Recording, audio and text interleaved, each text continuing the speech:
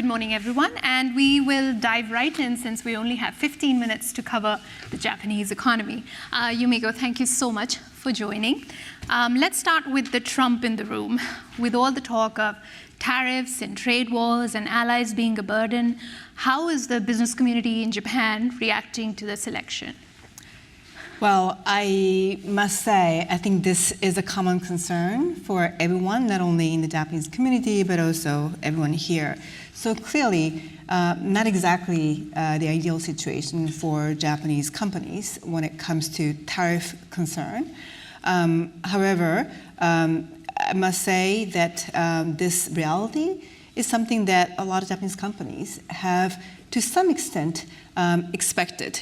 And this is not something new in terms of how trade frictions and tariff going up might prevent a lot of Japanese companies that are export-driven, expanding their businesses in the United States. And quite frankly, in terms of the tensions, geopolitical tensions between the US and China and other countries, have already prepared quite a few Japanese companies for the scenario where the divided international communities are the reality of this century, and therefore quite a few companies have already started to work on the supply chain, for example, build up without China, for example. And also in terms of location of their facilities, their plants that are more resilient to these geopolitical situations.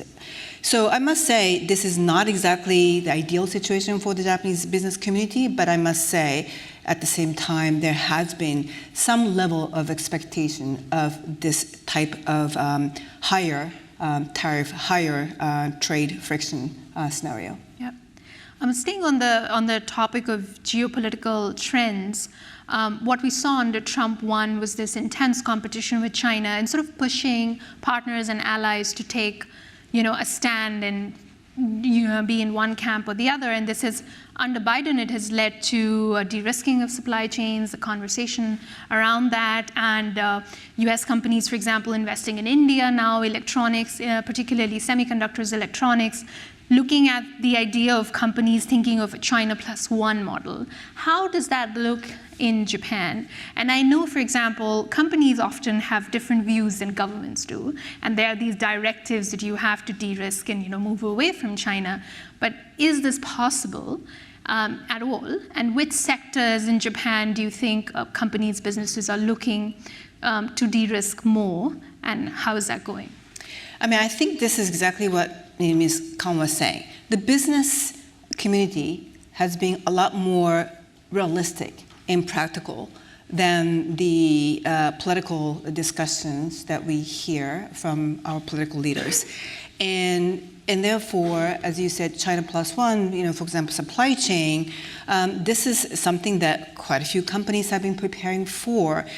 Is this trend going to be accelerating because of the fact that Trump has now won the election? Yes, but I actually don't really think that this is going to drastically change the expectations as well as business plans for many Japanese companies. The reality is, no matter how difficult it is for Japanese companies to deal with this geopolitical tension between China and the US, China remains a very, very important partner for business reasons. Not only as the market, the Chinese market is a very important market for Japan, but also obviously there are quite a few very, very important Chinese companies that are critical to the many Japanese industries, as not only as consumers, but also suppliers. Okay. So that reality is not going to change, that has not changed, and it's the hedging that quite a few companies have been sort of, they have to prepare for this scenario.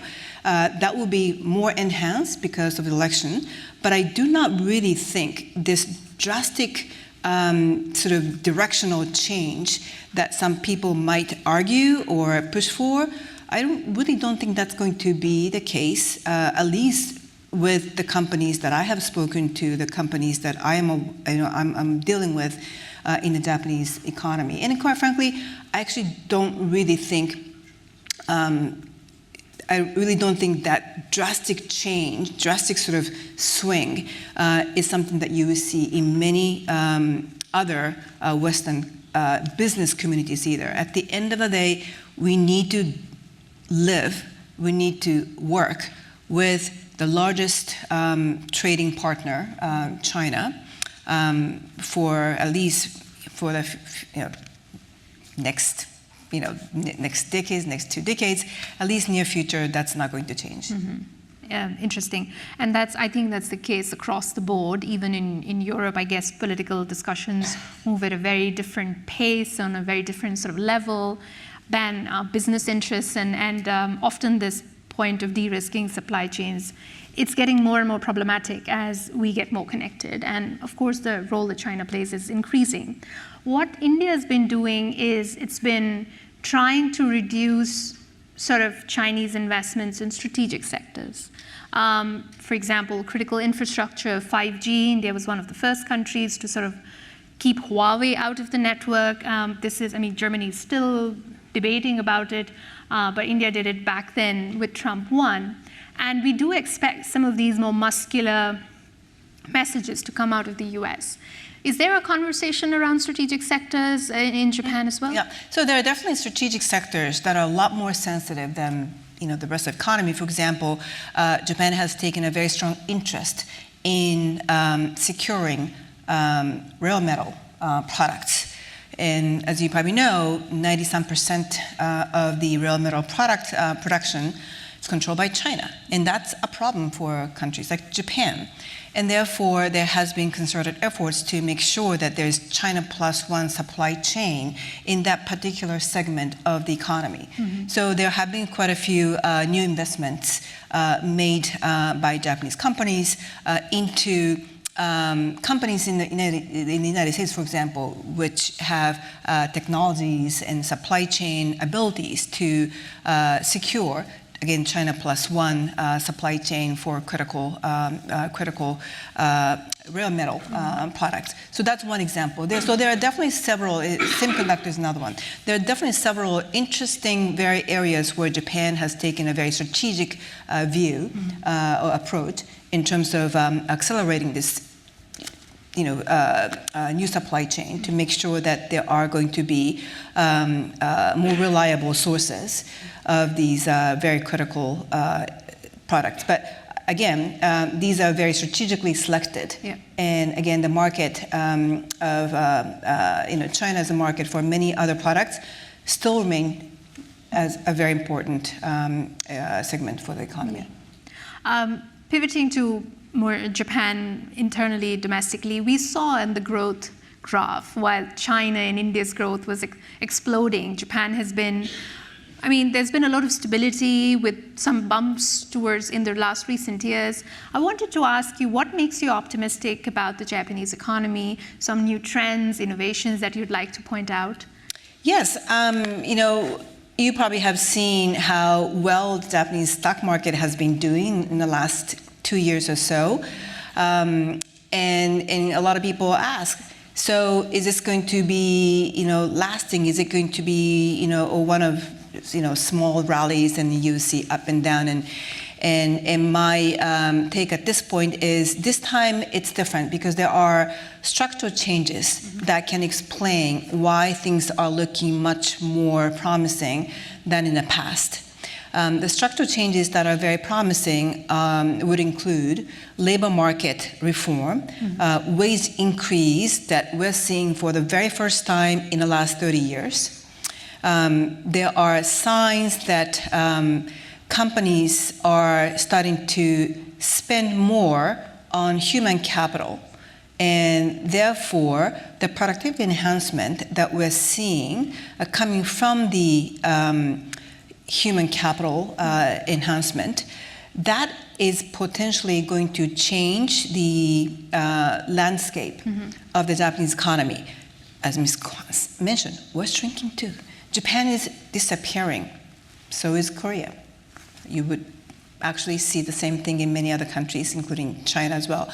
But Japan is probably leading this trend. It is one of the fastest aging societies in the world.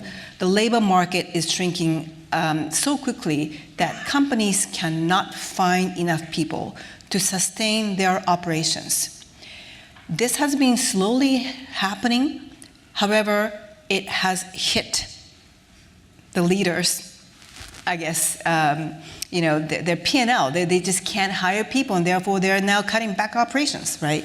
So it is a reality that's forcing business leaders, as well as the political leaders, to take actions.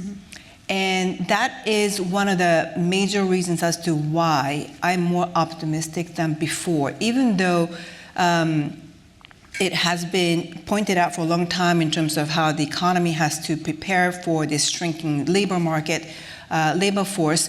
Not many companies have really shifted their practices in terms of how they hire and retain people, the seniority-based compensation, seniority-based promotion, lifetime employment system. That has been the majority of the Japanese economy. And that has started to change in the last, I would say, literally 2-3 years. And this is exactly why we think that Japan's pickup that we're seeing in terms of how companies are starting to show profitability, ROE improvement, that is probably going to have much more lasting power than cyclical ups and downs. That's very interesting on the labor market reform. I know that Japan has been very conservative on immigration. Is that opening up now? Like when you were talking about reforms in how companies employ people, but given a shrinking population, what does that conversation look like? Definitely a lot more open than before. If you were to ask me that question, even just 3-4 years ago, I would have said, sorry, not much is happening. There are a lot of lip service. There are just a lot of people say, yes, we want more non-Japanese people come to Japan, but in reality, there have been so many regulations that would just make it difficult for non-Japanese professionals to come and work in Japan. There have been there has been a lot of progress, I would say, on the regulation side, on the immigration side, for non-Japanese people to come and work in Japan, to get a working visa in Japan. It's so much easier today than even compared to 3 years ago. So that's already happening. If you come to Japan, if you come to Tokyo, you will see a lot more non-Japanese faces working in different segments of the economy. That has not happened in the past. So I would say that, again, Japanese companies are realizing, the Japanese government is also realizing that we really have no other options. Companies just don't have people to hire, right? So I do think that is happening, and quite frankly, that is going to accelerate even more going forward. Because we have the opposite problem in India, that we have so many young people from India to Japan. Let's do that. I mean, Japan-India partnership. By the way, it's happening. We are actually having quite a few Indian engineers, for example, right? Yeah, definitely particularly in the service sector in India, we cannot generate jobs fast enough, as we have medical professionals, engineers graduating every year. And that's really expanded, particularly lower middle class and even families living in poverty have better access to education in certain states. And definitely kids have a dream of, going into these sort of service lines. So I think that could be an interesting conversation, because the Japan-India partnership has grown very, very close under Prime Minister Abe, and then has been continuing since then. And can I just make a brief comment on that? So one of the reasons why I think Japan is an interesting place right now is there are two tsunamis that are hitting Japan, right? One is this demographic tsunami. We are shrinking, we have no babies. And the other tsunami that's hitting Japan is this automation, technology, digitization.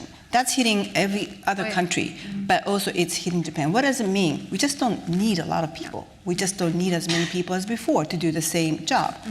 Japan is in a really good place because we have less people and we need less people because of digitization. So I do think that's another reason why structurally Japan actually positioned in a really good sweet spot right now. Okay, great. So Nico, we are ending just in time. Over to you. Thank you so much. Do I stay here? Yes, Okay. yeah. Thank you so much. Garima will leave us. She'll be back to talk about a little bit more about the Indian economy in a minute. And joining us now is Alicia García Herrero, the Chief Economist for the Asia Pacific at Natixis, who will discuss the Chinese economy with Yumiko on stage. Thank you so much and welcome.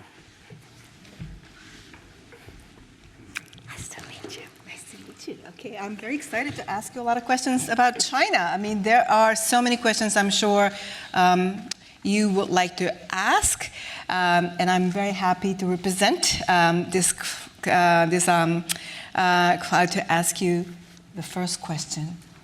What is happening in the Chinese economy on a domestic market?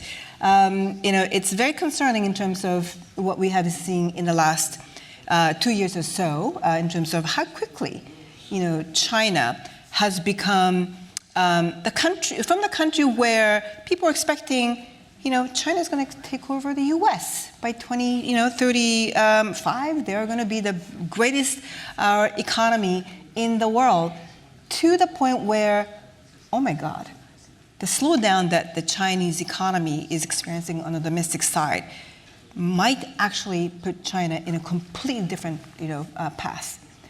So wanted to ask you just to give us a sense in terms of what is happening on the domestic side of things in China. And then we talk about the, obviously, the Trump elections outcome, Sure. how that might affect. Okay, so first of all, thanks for that interesting question. I hope you can hear me well. The actual latest date that was announced by Xi Jinping himself in 2019 was 2027. So, we're literally 2 years away from China supposedly surpassing the US. We've not heard since, because of course Xi Jinping knows that that date is story of the past. And the reason is not only China having peaked, which there's been a lot of research on has China peaked, hasn't China peaked? Well, I guess to me, China has peaked, but that's not the main reason. The main reason is deflation. And Japan knows a lot about that. Japan knows how quickly your GDP shrinks when your economy deflates. And when you look at China's CPI, Consumer Price Index, you may not know this because it's a little bit like hovering around 0.3. But the GDP deflator, which is what matters for the size of an economy, is highly negative, let alone export prices. That's a different story, competition versus Japan or Germany or others, or Switzerland for that matter. So, I think we need to realize that for China to surpass the US, if that was the idea, it's going to be very difficult. And actually with Trump even more. Not that that's good for the US economy overall eventually, but I think the economy is going to be inflated. So the divergence between US and China as a market is going to continue. And that is already in the data. So you did mention, and I fully agree, that China is important for Japanese markets. But let's face it, the US is the largest export market for Japan in 2024. So is it for Korea. So is it for ASEAN. So is it for where I live, Taiwan. If you had asked a Taiwanese years ago, would the US be a largest export market than China, they would have laughed at you. But that is the reality today. So it does matter. That lack of convergence does matter, because the fact that the Chinese market is shrinking for the others, even more than GDP, by the way. We had import data yesterday. It was like mind-boggling. China's import growth was negative, minus 2.5. Exports, positive, plus 12.5. I hope Trump is not reading the news. He's too busy with something else, because that is problematic for China, because the market is shrinking even more. So to your question, I think China has peaked, but my worry is not so much that, is that this impression that, and I quite agree, it will be the center of Asia, but which Asia? That's my question. Which Asia? Because there's many Asians out there. What I do think is that it won't be overwhelmingly China, because the economy is not going to make it possible. Well, you mentioned this deflationary environment that China is now facing. And of course, everyone is thinking, is China going to be like Japan? Japan, as a Japanese person, when I think about China, it kind of reminds me of how Japan came out of nothing after the war and, became one of the greatest economic powerhouses. And that's what we are seeing with China, but we all know what has happened with Japan. So the question is, do you see China following the Japan path? Great question. So in some aspects, I think it could be worse, and let me tell you which ones. But in others, China has tools that Japan never had, and that's because of the Second World War, the starting point. So on the negative, I've made some calculations. So China will grow similarly to Japan by 2035. And that means around 1% growth. And why? Because a number of reasons. Labor productivity is coming down, total factor productivity is coming down, the return on assets is very low because there is overinvestment, overcapacity. But most importantly, because so far, and this is interesting, aging is not hitting China as it's hitting Japan or South Korea. But it will. It will. Only when they finish urbanization. So when everybody's in the cities, like in Japan, like in South Korea. As of now, actually, the labor force is still increasing in the cities, which means that deceleration we see is not yet related to aging. It will be, though. So by the time it is related to aging, China will see growth coming down much more rapidly than it is today. And that is around 2035 because of the path of urbanization in China. So there you go, China's economy growing at 1%. Why do I say worse than Japan? Because Japan has much better income distribution than China. So I estimated China's GDP per capita to be around $25,000 per capita. You saw the graph, certainly not Japan yet, but with a much worse income distribution. So there will be issues when you grow 1% with that income distribution and that growth rate, that's not something that, and by the way, you have a welfare state that China doesn't have on top of everything. So, that makes things harder. Public debt will be similar, around 200% of GDP. China today is 100% already of GDP. It's higher than Japan when Japan was $13,000 per capita. So China's public debt accumulation is faster than Japan, just to give us, for different reasons. Subsidies, military expenditure, not welfare state. On the positive, I think everybody can understand. China is indeed a global power. Look at the BRICS. Look at challenging the dollar. Look at the BRI. Japan didn't have the ability in a way to become a hard power. Mm-hmm. China is becoming a hard power. So that's the positive for China, maybe not for the rest of the world, but for China, because it can kind of bring others along. And of course, if China dominates the global south, what happens to the Chinese economy is only one part of the puzzle, yeah? Because it could push others in the same direction, and that would make the US hegemony, economic hegemony, not enough, basically, to withstand that kind of much bigger pressure than China itself. Right. So the two questions. What would you say Mr. Xi Jinping could have done to prevent this current situation? And two, he has announced pretty large stimulus package, which seems to be working to some extent. Whether you think this is effective enough, is this enough, or are there other policies you would recommend to him? I don't think I'll ever be asked to offer that recommendation, but there you go. I can't see Xi Jinping anywhere, but this is what I would say. Where is your consumption? I mean, it's not too difficult, yeah? I mean, you have an economy of $13,000 per capita. India, barely 3,000. India's consumption to GDP, we love it, yeah? It's 70%. I wish you would open even more, yeah, open up to imports. But the point is, you can see, yeah, it's like the growth, it's the combination of the growth and your consumption ability. I mean, China has been growing fast without any consumption ability. Now it's no longer growing as fast without consumption ability. That's the problem. And many people ask, why? I think there's two reasons. One is, China is running a 12% fiscal deficit, not even Japan. So, the room isn't there. For them to make that room, they need to cut on subsidies. We wouldn't mind, we Europeans, but it's not the way it seems it's going. And on military expenditure, you name it. On SOEs, they could privatize state-owned enterprises. Nothing of this is going to happen. So there's no room.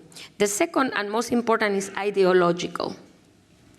Do you want to run a socialist country with Chinese characteristics, if I recall correctly, with people receiving money automatically? Automatic stabilizers like we Europeans, would you run it that way?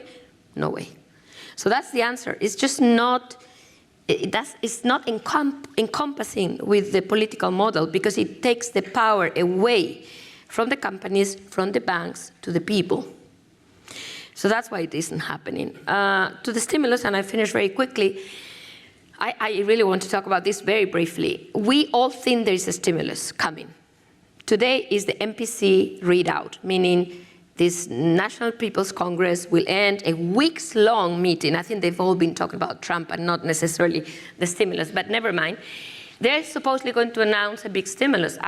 Frankly, I'm not expecting any of that in the sense that what we know, what has been leaked to the media so that they're not probably too worried or too negative on what is coming, is really a debt swap. It's just to put up to the surface hidden debt onto local government debt. To make a long story short, what an economist would tell you is this is not new money. This is recognition of losses. It's very different. You'll never grow out of recognizing losses because they have already been spent.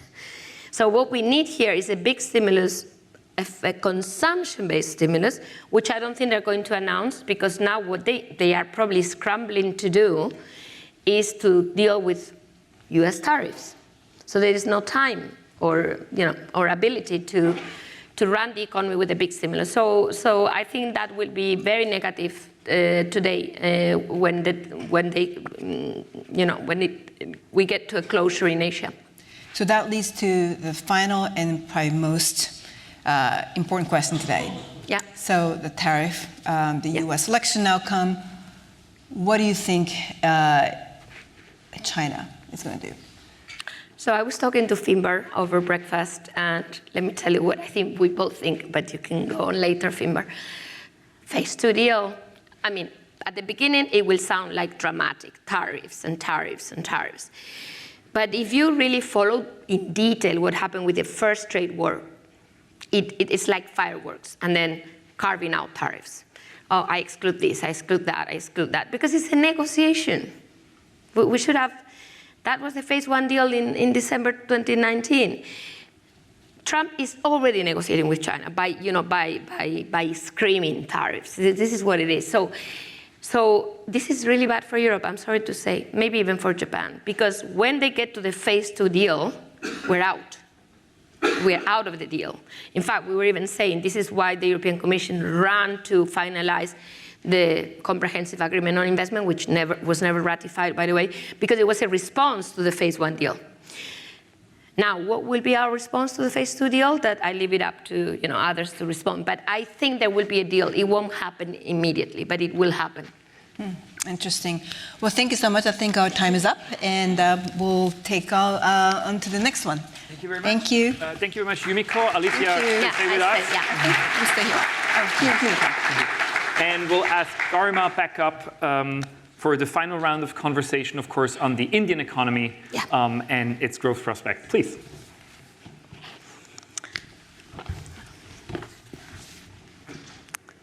Okay, there you go. Garima, it's really great to talk to you. We've been talking about India. I think there's two things I think that we've discussed. One was, of course, Scholz's visit to Delhi. I was in that delegation, and I'm going to ask you a question on that, on manufacturing in India and the role of Europe.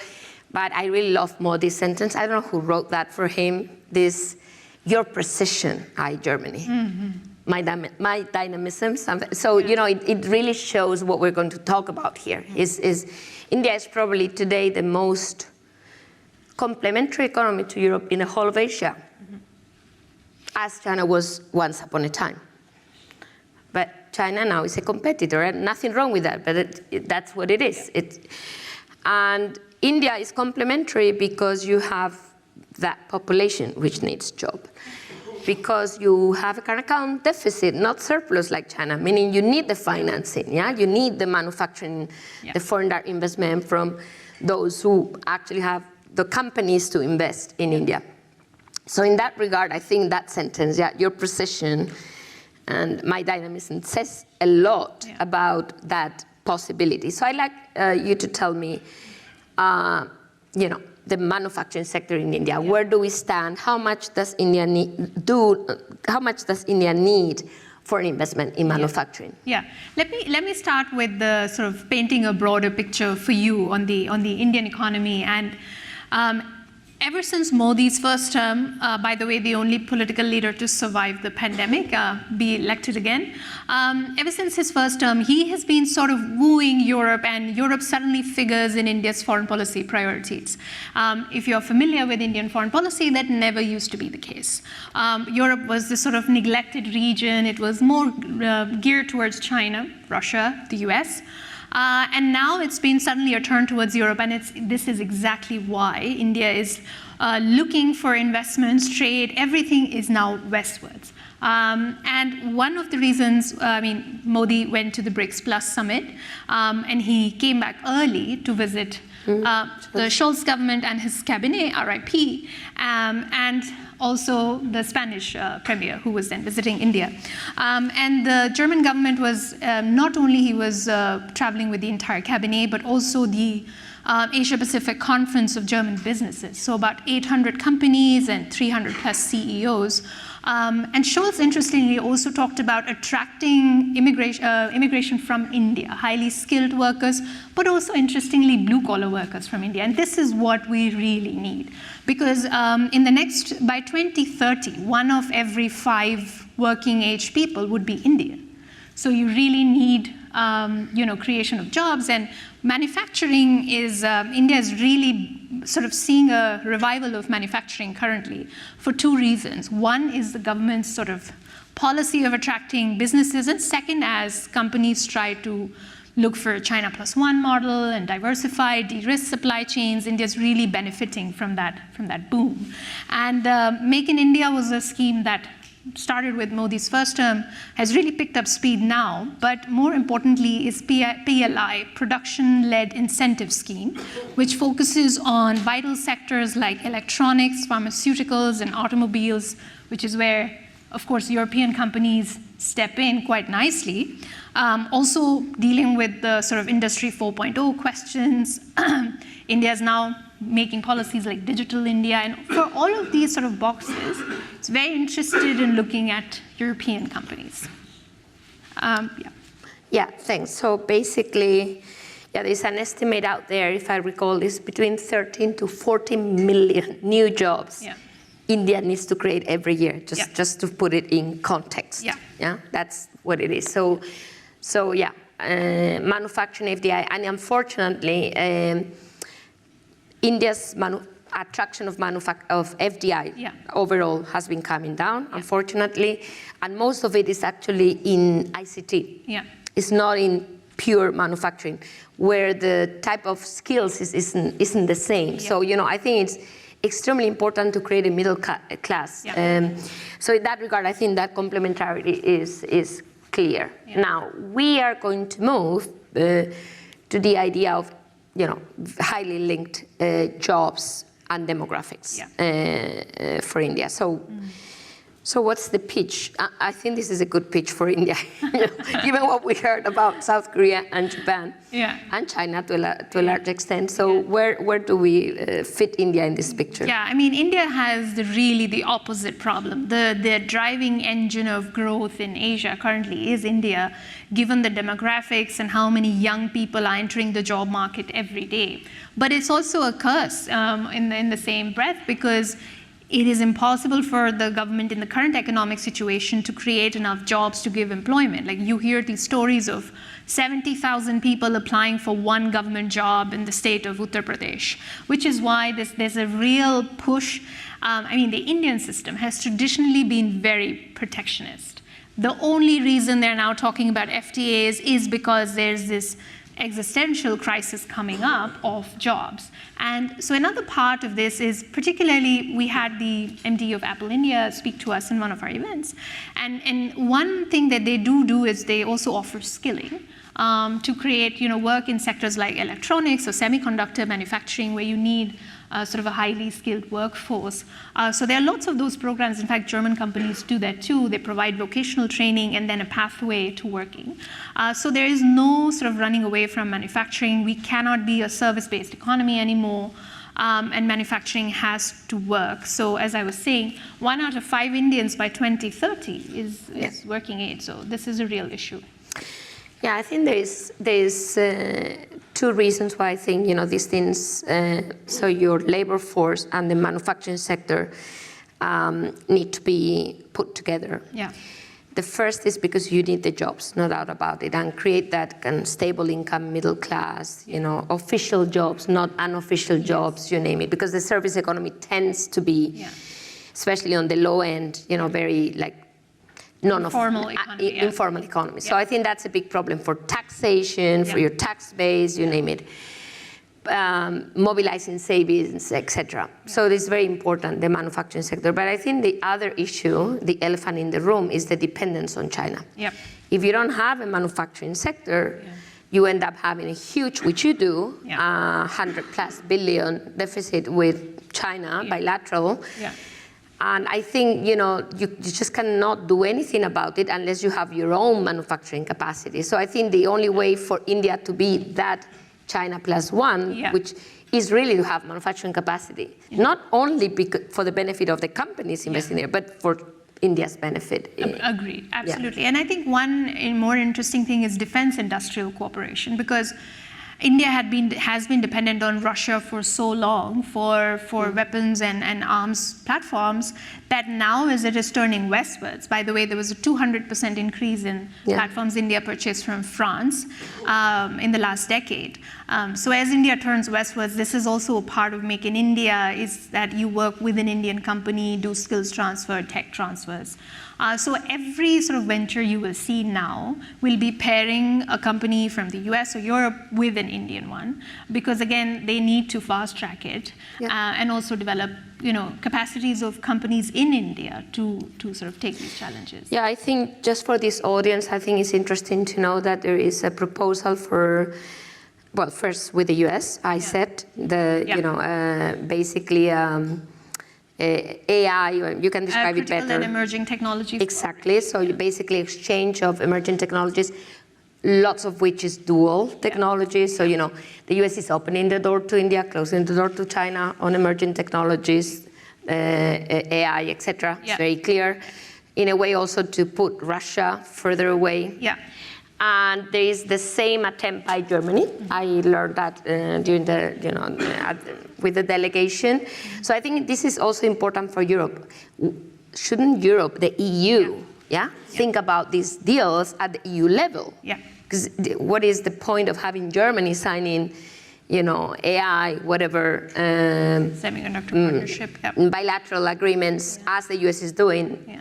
So, I just wanted to launch that thing for what it's worth, because I feel that we're starting to see, the carving out of our own trading agreements because of indeed, the push, for India also to go to Germany and say, I need your technology. And so if I may mention here, in the last 4 or 5 years, India has signed a lot of bilateral deals with EU member states, and they all focus on 4 things. One is innovation and critical and emerging technologies. Second is trade and investment.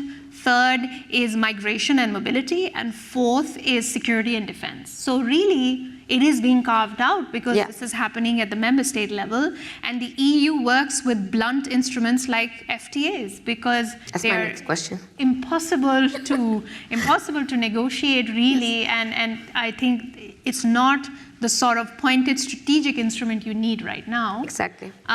Yeah, and I can go on and on about DG trade and bureaucratic mechanisms that make it harder, but I hope with the new commission and the commission mentioning India and the political guidelines, what we really hope for is an all-of commission push for dealing with India, in a way mirroring what happened with China, which was the only time Brussels was able to inform the direction of policy. We really hope that something like this comes for India too, because it's needed. So basically, to make a long story short, I'm sure we're being told that we're out of time. Where's the new CAI for India? I mean, we signed something special for China, we didn't ratify it. Yeah. Can we come up with something similar for India? Can we think of a deal for India? Yeah, I mean, what the Indians are actually asking for is even like a low-hanging fruit, sort of an early FTA, which of course the EU doesn't do. But for me, if I have to give a suggestion to the Commission, I would say do a sector-by-sector agreement and talk about critical sectors that you want to partner with India on and leave the FTA to be negotiated for the next 20 years. Good point. Thank you so much. Thank you.